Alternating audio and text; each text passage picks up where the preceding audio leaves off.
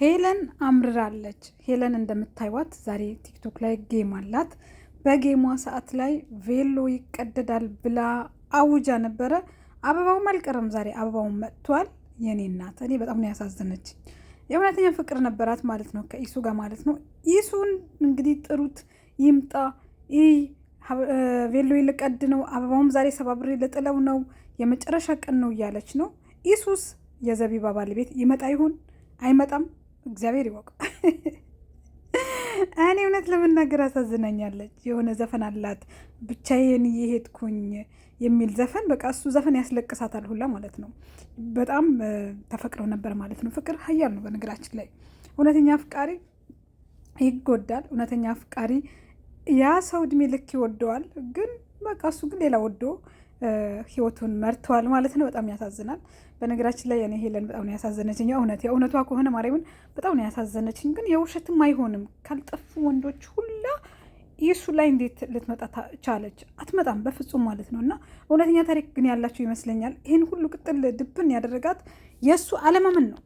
አለምንም ከኔ ጋር ምንም አይነት ግንኙነት የላትም አይቻት አላቅም ብሎ ስለ ካዳት ይመስለኛል ሄለን በጣም የበሸቀችው። ግን ዛሬ በጣም አምሮባታል።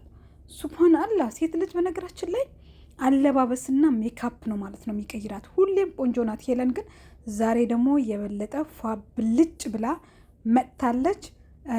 ዘቢባ ግርማና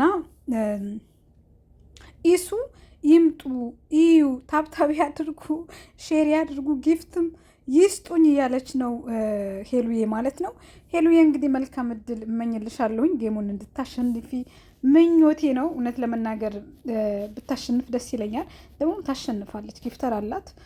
ዘቢባና ኢየሱስ እውነት ይመጡ ይሆን? እኔ እውነት የሚመጡ አይመስለኝም። እሷ ግን ይምጣ፣ ሼር አድርጉለት። ረጃፒ ረጅቦ ያለች የጮሆች ነው። በቃ ሼር አድርጉለት፣ ይምጣ ነው።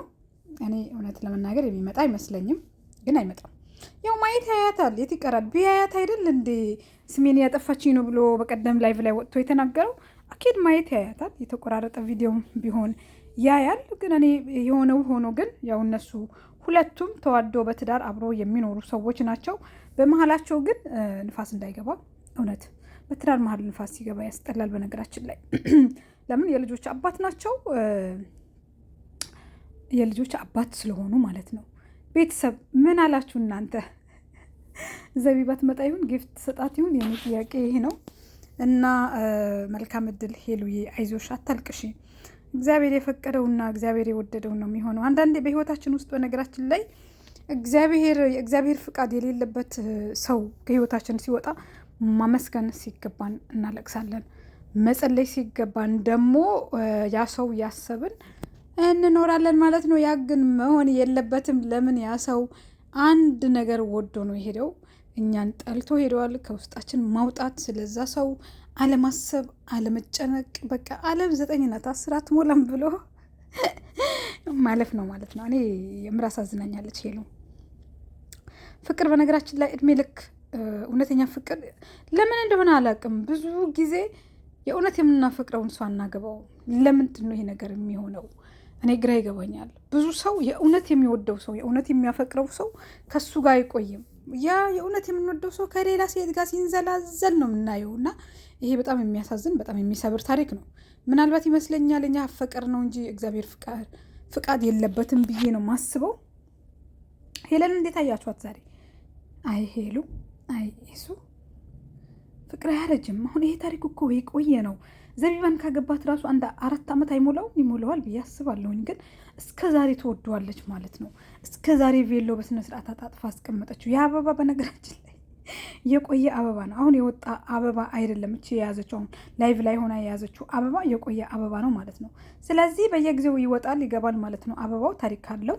ዛሬ ይሰበራል ብላለች። ላይቭ ላይ ናት። ማየት የምትፈልጉ ሰዎች ካላችሁ ሂዱ፣ ይዋት፣ ላይቫን ተከታተሉ መጨረሻውን ድረስ። እኔም ለማየት ሊሄድ ነው ማለት ነው። እንዲያመልጠኝ አልፈልግም። በምንም ተአምር እንዲያመልጠኝ አልፈልግም። ማየት ነው የምፈልገው።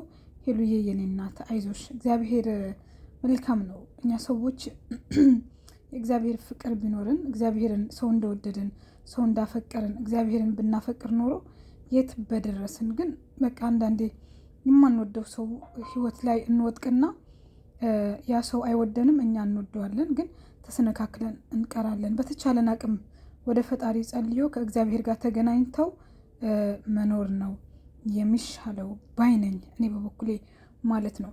ውድ ቤተሰቦቼ ለያብስራ ዩቱብ አዲስ ከሆናችሁ ሼር እና ላይክ ሰብስክራይበር አድርጉ። ለቤቴ አዲስ ከሆናችሁም ማለት ነው። አመሰግናለሁኝ። ሌላ ቀን በሌላ ቪዲዮ እንገናኝ። ባይ ባይ።